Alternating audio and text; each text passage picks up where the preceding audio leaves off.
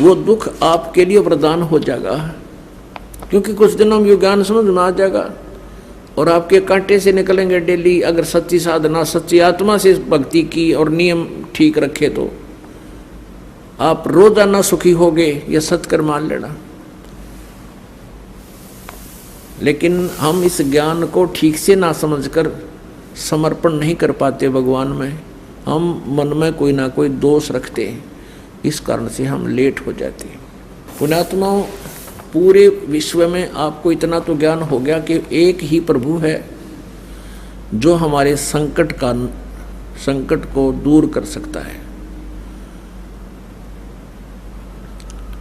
वही हमारा पाप नाशक है, पूर्ण मोक्षदायक है। प्रारब्ध के पाप कर्म को नाश करके सुखी केवल कबीर परमेश्वर ही कर सकता है।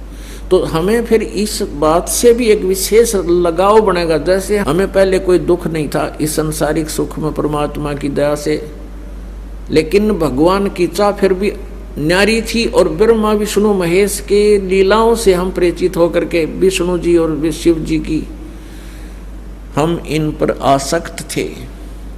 अब हम अपने भगवान कबीर जी की लीलाओं से हम परिचित होंगे तो इनमें भी हमारा एक विशेष प्रेम बन जाएगा। और जब इस आत्मा को ज्ञान हो जाता है तो परमात्मा के प्रति एक विशेष कसक के साथ लगते हैं।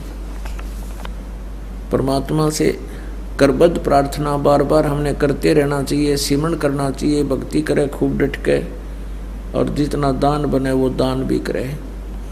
अपने जीवन का मूल उद्देश्य यही बनाओ कि यहाँ से पीछा छूटे एट एनी कॉस्ट, किसी भी कीमत पे। परमात्मा ने तो यहाँ तक बता दिया है कि सिर साटे की भक्ति है और कुछ नहीं बात।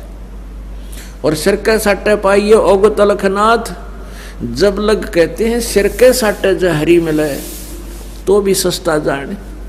कोट शीस तन दे लिए यम राजा की भेंट, एक शीस तू देकर लिख ले सतगुरु अपने की भेंट है। अब सिर कैसे देना है, कोई काट कर नहीं देना। शीस देने का अर्थ है कि जैसे गुरुदेव कहे आज्ञा का पालन करें। और ये शरीर ये शिष परमात्मा का मान ले। एक संत थे, वो अपने शिष्यों को समझाया करते थे, ज्ञान दिया करते थे कि वे गुरु की आज्ञा का पालन करना चाहिए। जो अपने गुरु का वचन नहीं मानता है वो शेष मोक्ष प्राप्त नहीं कर सकता। भाई जो गुरु वचन पे डट गे रकट गे फंद 84 के। भाई जो गुरु वचन पे डट गे रकट गे फंद 84 के। कट गे फंद 84 के, रकट गे फंद 84 के। भाई जो गुरु वचन पे डट गे रकट गे फंद 84 के। वस्तु मिली ठोड़ की ठोड़, मिटगी मन पापी की दौड़। वस्तु मिली ठोड़ की ठोड़, मिट गे मन पापी की दौड़। ये भरम मिटे मथुरा काशी के, भरम मिटे मथुरा काशी के। भाई जो गुरु वचन पर डट गे रकट गे फंद 84 के। कट गे फंद 84 के, रकट गे फंद 84 के। भाई जो गुरु वचन पर डट गे।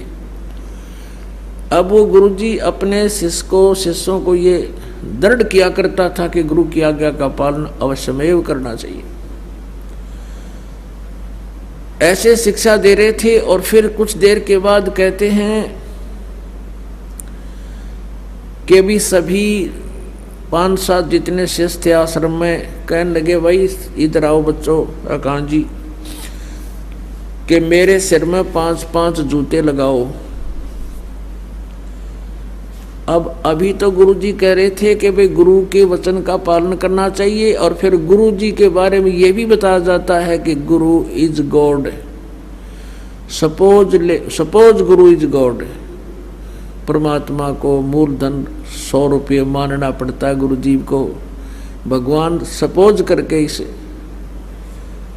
गुरु जी को भगवान मान के हम अपने मोक्ष प्राप्ति वाले इस प्रश्न का हल कर सकते हैं और इसका कोई विकल्प नहीं। अब भगवान के गुरु के जूते मारे तो मर गया और ना मारे तो आदेश हो गया।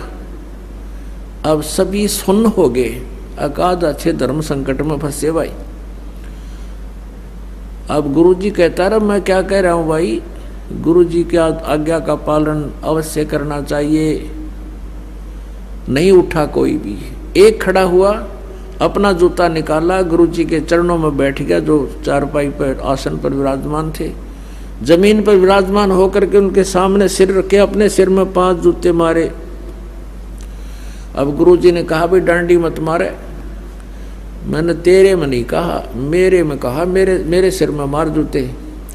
तब उस दास ने कहा कि गुरुदेव ये शीश भी दास का आपका ही तो है, ये शीश आपका ही तो है, आपके शीश में जूते लगा रहा हूं। तो पुण्यात्मा ये देखना चाहते थे कि इसमें विवेक कितना है, इनमें ये कितने समर्पित हैं, ऐसे शीश देना है।